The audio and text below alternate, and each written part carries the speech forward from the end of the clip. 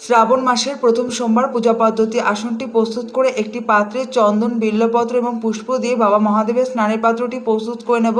এরপর বাবা মহাদেবকে স্নানের পাত্রে স্থাপন করে বাবাকে পঞ্চামৃত দিয়ে স্নানাভিষেক করে নেব। এরপর সুগন্ধি জল দ্বারা স্নানাভিষেক করে নেব। এরপর বাবাকে আলতা হাতে পরিষ্কার করে মুছে বাবাকে পাথরের বাটিতে স্থাপন করে দেব।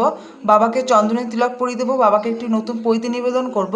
চন্দন সহযোগে একটি আকন্দ ফুলের মালা নিবেদন করব। ওম নমঃ শিবায় মন্ত্রটি জপ করে বাবাকে 3টি বিল্লপত্র নিবেদন করব। বাবাকে ধূত্রার ফল নিবেদন করব। বাবাকে পুষ্প নিবেদন করব।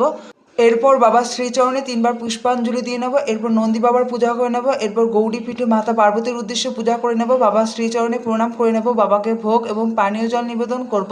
এরপর বাবার মস্তকে আবার পুনরায় জল নিবেদন করব। বাবার মস্তকে 3টি দূর্বা নিবেদন করব। সামান্য ভেজানো অখণ্ড আতপ চাল নিবেদন করব। পঞ্চশস্য নিবেদন করব। বাবার উদ্দেশ্যে একটি ঘিয়ের প্রদীপ প্রচলন করব। পূজার সবশেষে বাবাকে দক্ষিণা নিবেদন করব। এরপর বাবার আরতি করে নেব।